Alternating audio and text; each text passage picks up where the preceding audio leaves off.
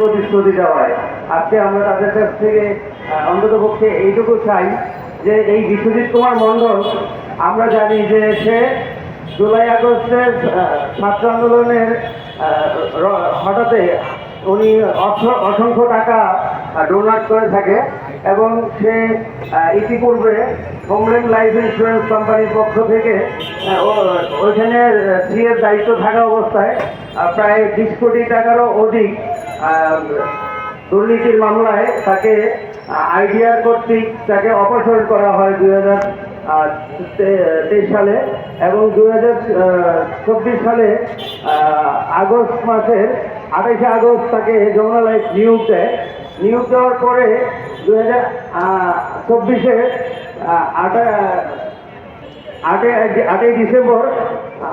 8 জানুয়ারি 2025 তাকে আইডিআর থেকে দুর্নীতির দায়ে আরেকটি চিঠি দায়ের করে। সেই চিঠিও সে কোনো উত্তরও এখন পর্যন্ত দিছে কিনা জানি না। এরপরে একটা কোম্পানিতে তারা কীভাবে এইভাবে ক্ষমতা চালায় যেতে থাকে এবং ক্ষমতার পিছনে তারা থাকে আমাদেরকে ক্ষতি করে, ওনারা এত শক্তিশালী থেকে হয় যে এত দুর্নীতি করার পরেও এদের কোনো বিচার হয় না, এদের কোনো বিচারের আওতায় নেওয়া হয় না এবং ওই কোম্পানিগুলো তাদেরকে কীভাবে তাদের এই গুরুত্বপূর্ণ জায়গায় বসিয়ে রাখে এটা আমার বুঝে আসে না। এই বিষয়গুলো আমাদের মাথায় ঢুকে না যে আসলে কেন বাংলাদেশে কি ভালো মানুষ নাই নাকি সিও হিসেবে দায়িত্ব দেওয়ার জন্য? আজকে কেন যমুনা লাইফের এই দূষরকে, আওয়ামী লীগের দূষরকে বসিয়ে রাখতে হবে এবং সেই কী বলে দুর্নীতিবাজকে বসিয়ে রাখতে হবে?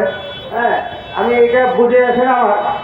ওনারা কি আসলে এই দুর্নীতিবাজ দিয়ে সারা বছর দেশ চালাইছে, এখন দুর্নীতিবাজ দিয়ে কি কোম্পানি চালাবে? এখনও কি আমরা দুর্নীতির বাইরে আসতে পারলাম না? আমাদের কি দুর্নীতির বাহিরে আমরা কখনো আসতে পারবো না? আমরা কি সাধারণ মানুষ কি ভালোভাবে বাঁচতে পারবো না? আজকে আমরা যারা কর্মী কর্মকর্তারা আছি, যারা এই ক্ষতিগ্রস্তদের পাশে কি দাঁড়ানোর মতো কেউ নাই? আমি এই বিষয়গুলোই বুঝতে পারি না যে আজকে ওনারা কীভাবে কোন শক্তির উপর নির্ভর করে এই দুর্নীতিবাজ মণ্ডলকে আমাদের সামনে এইভাবে মণ্ডলকে এগিয়ে রাখছে যে আজকের এই মণ্ডল একজন দুর্নীতিবাজ, ইসলাম বিরোধী এবং কর্মী কর্মকর্তাদের সে আবার তার জায়গা থেকে তার একটি দল পালে। সে